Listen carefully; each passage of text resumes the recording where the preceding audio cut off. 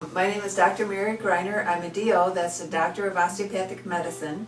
Today we're going to talk about thyroid. So I'm going to give you the integrative medicine approach, right? So your blood work's normal and you still feel awful. How do we look at that? So your thyroid gland conventionally is evaluated with blood work. So the blood work is TSH, thyroid stimulating hormone. There's a range that's considered normal. One thing to know when you're looking at your thyroid value, your TSH, is that the larger the number, the lower your thyroid. So if normal is, say, 0.65 to 3.5, and yours is a 6, it means you have a low thyroid condition by any doctor here in the US, okay? So from an integrative medicine standpoint, you can also have what's considered thyroid resistance. So thyroid resistance is evaluated by temperatures and symptoms. So you might be tired, you might be depressed and anxious, you might have trouble with wound healing, you might have hair issues, and other things. So to evaluate that, we're looking at temperatures. There's two different ways to do it, which I'll talk about, but this is gland failure and this is resistance. It's like having insulin resistance. It's like being not sensitive to your circulating thyroid hormone. So the blood tests are good, but you're still having issues. So this is evaluated by temperature, and there's two main ways to treat it. So one is following the work of Rhoda Barnes, and then another is Wilson, Dennis Wilson. So he's a contemporary. With Rhoda Barnes' work, he uses basal body temperature, which is done in the armpit, and he still looks for a value of 98.6. So what is done here is that you're given thyroid hormones until you achieve that temperature. So you're started at a particular dose, and then it's increased over time as we see how your body adjusts.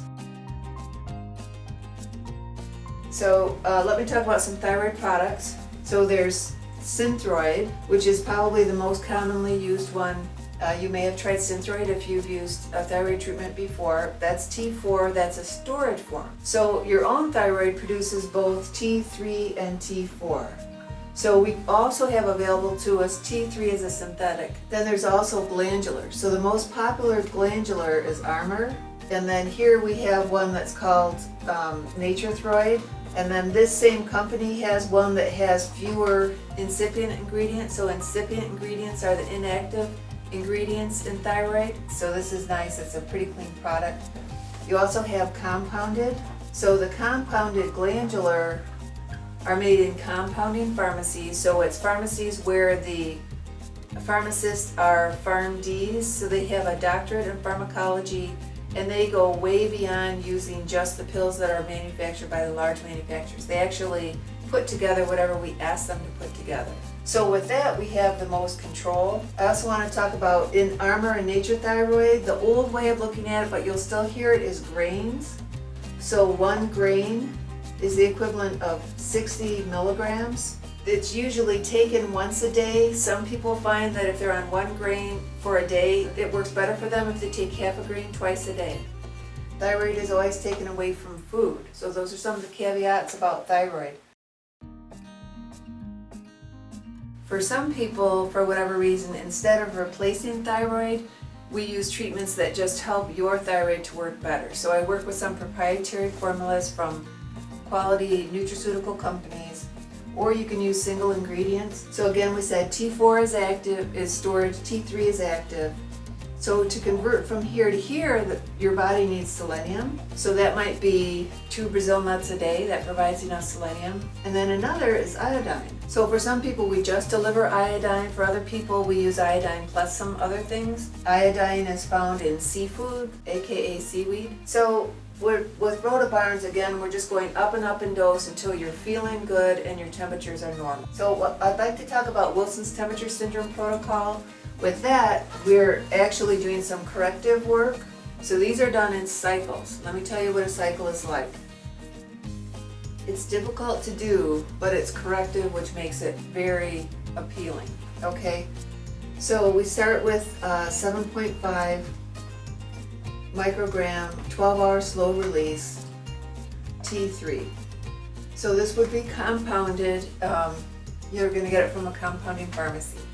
You take 1 in the morning on day 1, and 12 hours later, you try to take it so it's within 1 or 2 minutes of 12 hours. So people set timers and they figure it out, and if they're going through travel, then they have to figure out, they still want to keep it 12 hours apart, even if they change time zones. So that's day 1.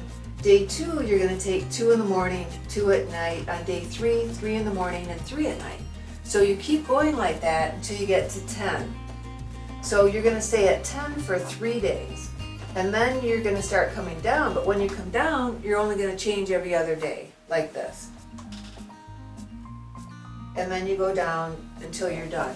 So this is one Wilson's temperature syndrome cycle, and this takes 30 days.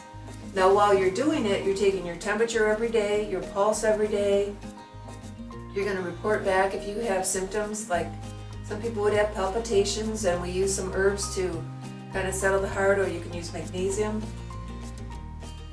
I'll see you in the last week of the first cycle, and then if we need to, we'll go up higher, we'll go down slower, we won't go up as high. It just depends on how that cycle goes. Probably more than half of the people that have done this can use this cycle for every cycle.